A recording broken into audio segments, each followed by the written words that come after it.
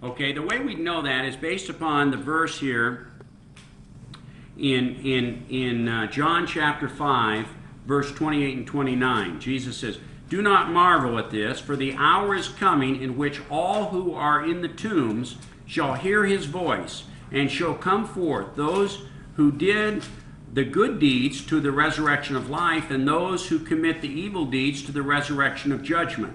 This is speaking to Israel. And so when would this event occur? This event would occur at the same time as the second coming. So we know that this is referring to most of Israel, and we know that those people that came out of the graves weren't most of Israel, because it talks about just a few people and they walked into the city. So therefore, they're exceptions to the rule. This is Israel. This is the big numbers people.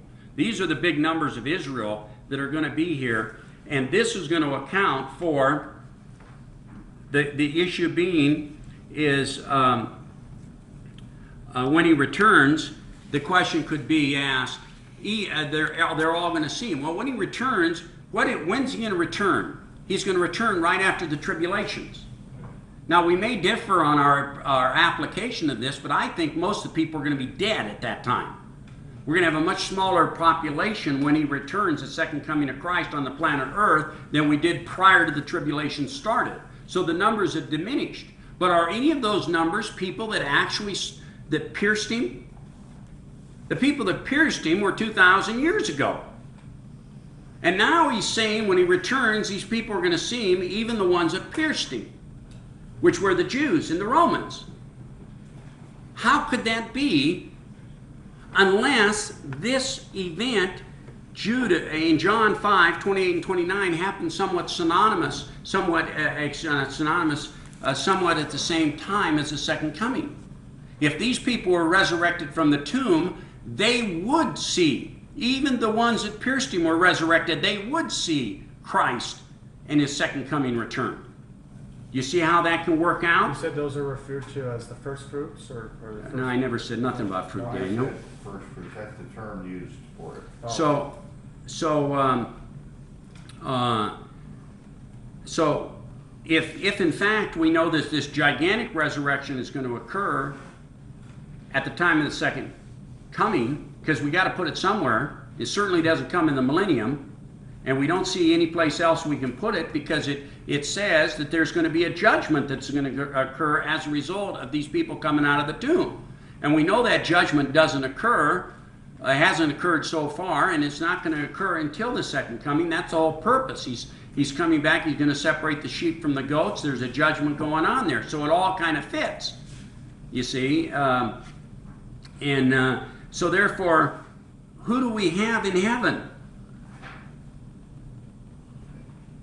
We don't have anybody in heaven unless the rapture occurred before the event, at the close of Revelations chapter 3. At that point, the church is taken out. 1 Corinthians 15:52. And then all of those verses that we read in Revelation would supply the numbers from all these different people from all these different nations being up there, because Christianity represents all these different nations, people, missionaries going out and everything, and that would account for how that could all be in sync.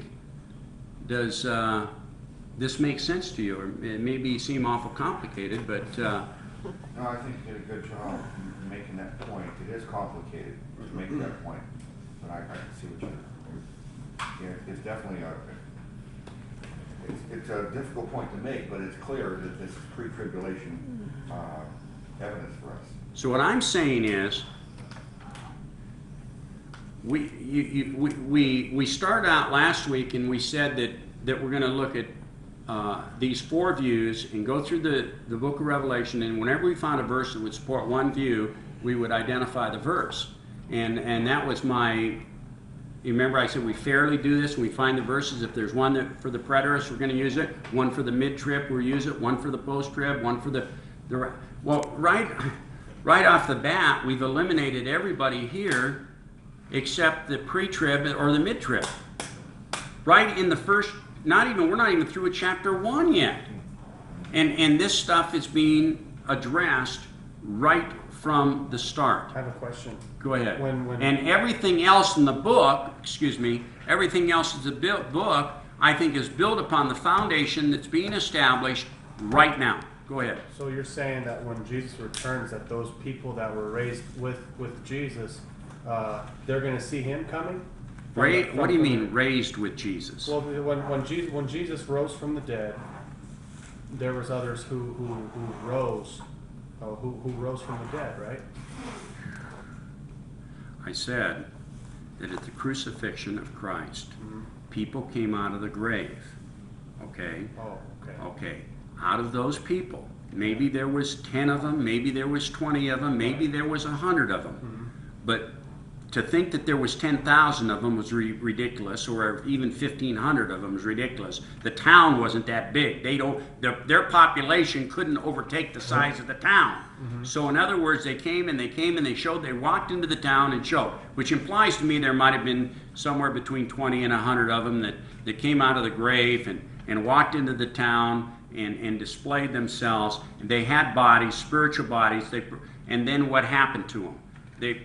One option is they went back into the grave, or the other option is that they proceeded on up into heaven. And all I was trying to establish is how many people do we have in heaven during the book of Revelation? And from the biblical point of view, we've got 5 plus those guys, plus maybe the 2 witnesses, and that's it. Yeah. Doesn't supply the numbers that are spoken of in these verses that I read in the book of Revelation, unless you had a rapture of the church prior to the beginning of the tribulations. That was the point I was making. Yeah, and I think you've established that without a doubt, that the only 2 things that can be taken into account would be a pre or a mid. Yeah, So you can just eject the other 2. yeah. I'll make one point that kind of just relates to this. We're always talking about the harvest. The harvest being the rapture, the church is taken. That's the harvest. You have the first fruits, which is when Jesus was resurrected. There were a few people. They use this terminology because people could understand these things because they were farmers. They know that in their crop they have the first fruits where a few pieces get ripe in the beginning. They take it, but that's what the first fruits are. Then you have a big harvest, and then you have after the harvest a little bit of leftovers that come later that they can take. Those are called the gleanings. The gleanings, that would be the resurrection after the rapture, or after the tribulation, when you get the resurrection of the martyred saints, martyrs. Yeah, I've heard of that one. I'm confused because That's pretty I interesting. agree with, Person we're gonna be there, Yeah. so I'm back with him. Well, I don't know. I've always It's good. thought that when we die, after those bodies to be present with the Lord, if I died right now, I'm gonna go to heaven. And I'm not gonna have the kind of body you're talking about, but I'm gonna have some kind of spiritual body, some kind of body. Well, you got to have a verse on that, because of 1 Corinthians 15, 42 through 44 says, what is sown a natural body is raised a spiritual body. There's no other option. And the spiritual body is tied to 1 Corinthians 15, 52 in a moment, in the twinkling of the eye.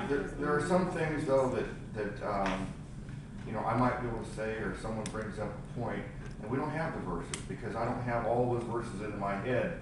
But there are people who are scholarly people who come to those conclusions, and they have verses, and you might not be convinced by their verses, but they are basing it on verses. Mormons have verses, and Jehovah's Witnesses have verses. Yeah. I would imagine even a Buddha might come up with some verses. Right. But what I'm simply saying is contextually, we have it clear as a bell, and unless we can come up with a clear as a bell verse somewhere else in the Bible that would indicate that we have a body prior to 1 Corinthians 15, 42, and 44, then I'm simply saying we should run with 1 Corinthians 15, 42, and 44 as the principle. So if you die right now, if you're present with the Lord, what are you gonna be, just spirit or no body at all? No? Yeah, Really? correct. Now, I just watched a Bible study last night, and this pastor's wife died in 21 minutes.